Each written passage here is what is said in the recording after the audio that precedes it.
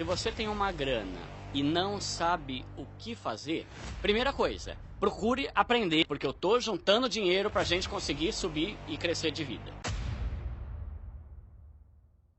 O melhor investimento é você quitar suas dívidas. Quita suas dívidas primeiro, depois você vê o que você faz, sabe? Porque aí você vai ter uma grana, você vai saber quanto que sobra pra você botar aqui, botar ali, né? Então, a ideia é essa mesmo, e evitar dívida a todo custo, e não ter dívida, no sentido de você tentar sempre juntar e comprar, em vez de comprar e ficar pagando e pagando juros e mais juros. Tem alguma dívida que é boa? Tem.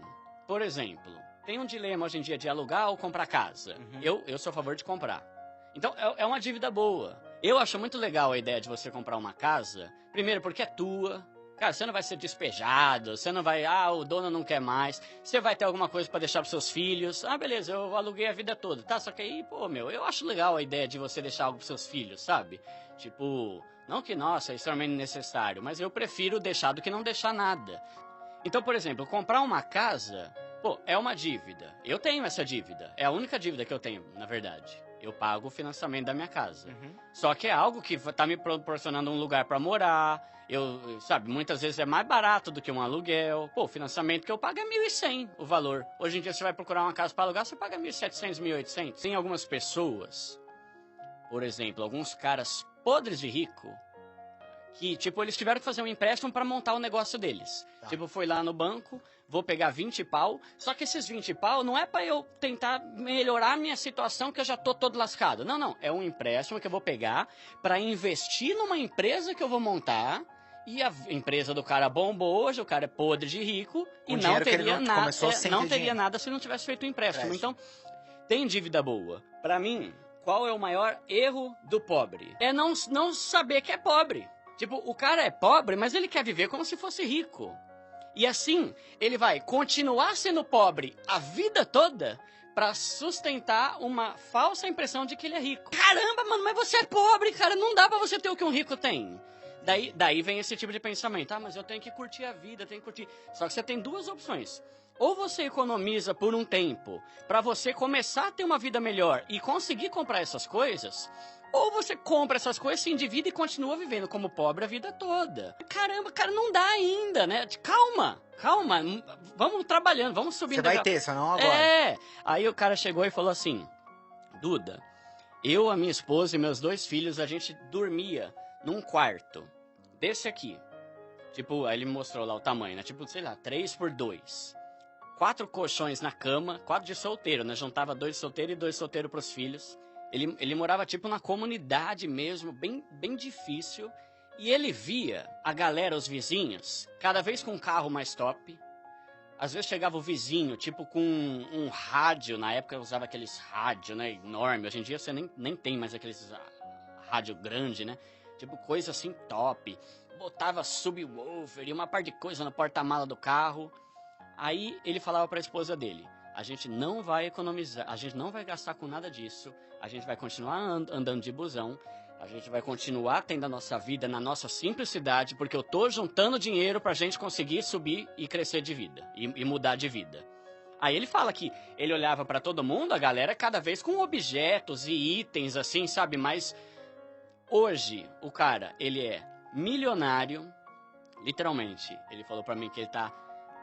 Dá pra dizer que é milionário, vai. Quantos milhões tem que ter alguém pra se considerar milionário? Pra mim, 1 milhão já é milionário. 1 milhão é milionário. Ele falou que ele tá lutando pra chegar no 2º milhão dele. Legal. O cara tem tudo, tem uma empresa enorme, tem funcionário. E a galera continua lá na comunidade com um carro importado. Então é questão de o que o cara prefere, sabe?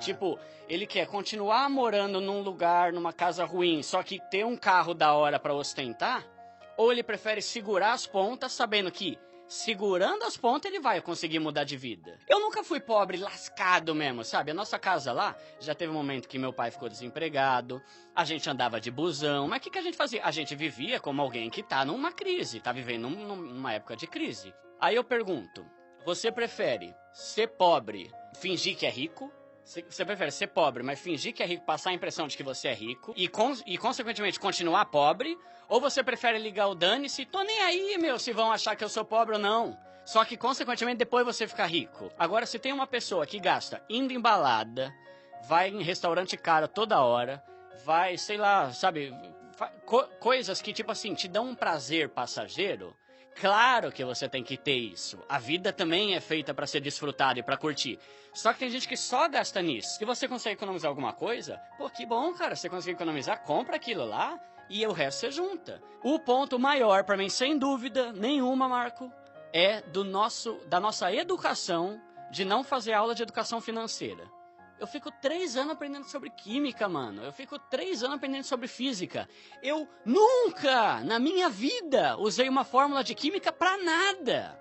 Agora, não seria mais inteligente a gente pegar as crianças? Não seria muito mais interessante, cara, a gente ensinar coisas mais cruciais, elementares ali de química, física, até biologia? Pô, é conhecimento? É legal? É, mas só que a educação financeira vai me acompanhar o resto da minha vida. Sim. Química só vai se eu virar um químico. Sim. E de cada 100 mil brasileiros, não faço ideia, mas de cada 100 mil, um vira químico. Então por que... Só que de cada 100 mil brasileiros, 100 mil vai ter que saber lidar com dinheiro, né? O importante, mano, é a gente pensar o que é custo fixo essencial. Então, por exemplo, essencial, casa. Então, se você mora de aluguel ou de financiamento, é um custo essencial. Você tem que ter onde morar. Supermercado, você tem que ter o que comer. Luz.